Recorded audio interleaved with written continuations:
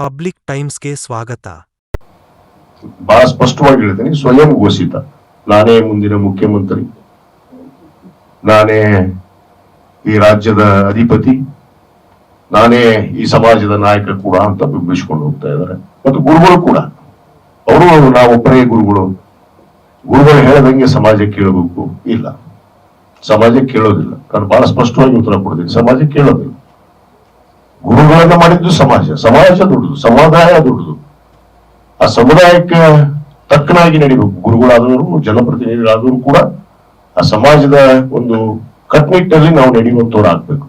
ಅದನ್ನು ಬಿಟ್ಟು ಇವರು ವೈಯಕ್ತಿಕವಾಗಿ ಬೆಂಬಲಿಸುವಂಥದ್ದು, ವೈಯಕ್ತಿಕವಾಗಿ ಇವರೆಲ್ಲಿದ್ರು ಅವರೆಲ್ಲಿದ್ರು ಅನ್ನೋದಕ್ಕ ನಾವೆಲ್ಲರೂ ಸಾಕ್ಷಿ ಇದ್ದೀವಿ.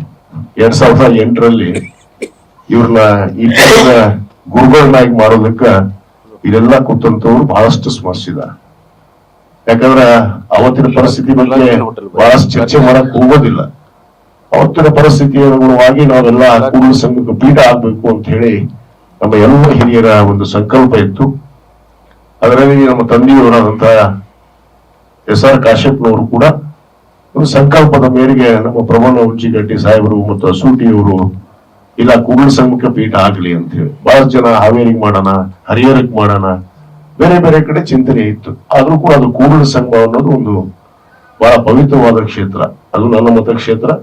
ಯಾಕಂದ್ರೆ ಕೂಡಲ ಸಂಘ ಅಂದ್ರೆ ಬಸವಣ್ಣವರ ಐಕ್ಯ ಭೂಮಿ. ಆ ನಿಟ್ಟಿನಲ್ಲಿ ಆ ಒಂದು ಜಾಗದಲ್ಲಿ ನಮ್ಮ ಪೀಠ ಇದ್ರೆ ಒಂದು ಶಕ್ತಿಯುತವಾಗಿ, ಯಾಕಂದ್ರೆ ಉತ್ತರ ಕರ್ನಾಟಕದಲ್ಲಿ ಅತ್ಯಂತ ಸುಮಾರು 140ಕ್ಕೂ ಹೆಚ್ಚು ಕ್ಷೇತ್ರದಲ್ಲಿ ಏನು ನಿರ್ಣಾಯಕದ ಹಂತದಲ್ಲಿ ಇರುವಂತ ನಮ್ಮ ಸಮಾಜ, ಆ ಸಮಾಜಕ್ಕೆ ಅನುಕೂಲ ಆಗತ್ತಾ ಈ ಕಡೆ ಇರ್ಲಿ ಅಂತ ಹೇಳಿ ನಾವೆಲ್ಲರೂ ಹಿರಿಯರು ಚಿಂತನೆ ಮಾಡಿ ಅದನ್ನ ಪೀಠವನ್ನು ಮಾಡಿದ್ವಿ. ಆದ್ರೆ ಇತ್ತೀಚೆಗೆ ಗುರುಗಳು ಪಕ್ಷಾತೀತ ಇದ್ದವರು ಒಂದು ಪಕ್ಷಕ್ಕೆ ಸೀಮಿತ ಆಗಿದ್ದಾರೆ ಅನ್ನೋದು ಬಹಳ ಸ್ಪಷ್ಟವಾಗಿ ಗೊತ್ತಾಗಿದೆ. ಅದಕ್ಕೆ ನಾನು ಮೊನ್ನೆ ಹೇಳ್ತಾ ಇದ್ದೆ, ಅವರು ಬರೋ ದಿನಗಳಲ್ಲಿ ನನಗನ್ಸುತ್ತೆ ಬಸವನಗೌಡರು ಸೇರಿ ಅವರು ಲೋಕಸಭಾ ಕೂಡ ನಿಲ್ಲೋದಕ್ಕೆ ಪ್ರಯತ್ನ ಕೂಡ ನಡೆಸಿದ್ದಾರೆ.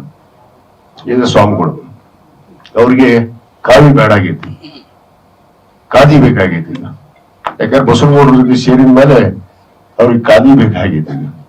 ಆ ವಿಚಾರವಾಗಿ ನಾವು ಅವರ ನಡೆಯನ್ನ ನಾವು ಖಂಡಿಸಿದೀವಿ. ಇವತ್ತು ನಮ್ಮ ಅಧ್ಯಕ್ಷರ ಬಗ್ಗೆ ಮಾತಾಡಿದ್ದು ಕೂಡ ನಾನು ಖಂಡಿಸಿದ್ದೇನೆ. ಇಂಥ ಹೇಳಿಕೆಗಳನ್ನ ಬಸವನಗೌಡರು ನಿಲ್ಲಿಸದೇ ಇದ್ರೆ ಸಮಾಜ ಪಾಠ ಕಲಿಸುತ್ತೆ. ಇಂದಲ್ಲ ನಾಳೆ ನಾನು 28ಕ್ಕೆ ಮುಖ್ಯಮಂತ್ರಿ ಆಗ್ತಾರೋ, ಇವ್ರು ಮಾಜಿಯಾಗಿ ಮನೆಯಾಗ ಕುದುರ್ತಾರೋ ಅದನ್ನು ನೋಡಾಕತ್ರಿ. ಜನ ತೋರಿಸ್ತಾರ. ಜನ ಏನು ಸುಮ್ಮನೆ ಕೂತಿಲ್ಲ, ನನ್ನೂ ನೋಡ್ತಾ ಇದಾರೆ, ಅವ್ರನ್ನೂ ನೋಡ್ತಾ ಇದಾರೆ. ನಾವು ಜನಪ್ರತಿನಿಧಿಗಳು ಹೇಗಿರ್ಬೇಕು ಅನ್ನೋದನ್ನ ನಾವು ಕಲಿಬೇಕು.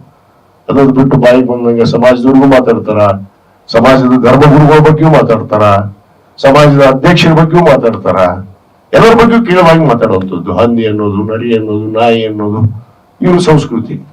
ಅದಕ್ಕೆ ಇದನ್ನ ನಿಲ್ಲಿಸದೇ ಇದ್ರೆ ಇವ್ರು ಖಂಡಿತವಾಗಿ ಸಮಾಜ ತಕ್ಕ ಪಾಠ ಕಲಿಸುತ್ತೆ. ಇನ್ನಷ್ಟು ಸುದ್ದಿಗಳನ್ನು ನೋಡಲು ಪಬ್ಲಿಕ್ ಟೈಮ್ಸ್ ಸಬ್ಸ್ಕ್ರೈಬ್ ಮಾಡಿ, ಬೆಲ್ ಬಟನ್ ಒತ್ತಿ.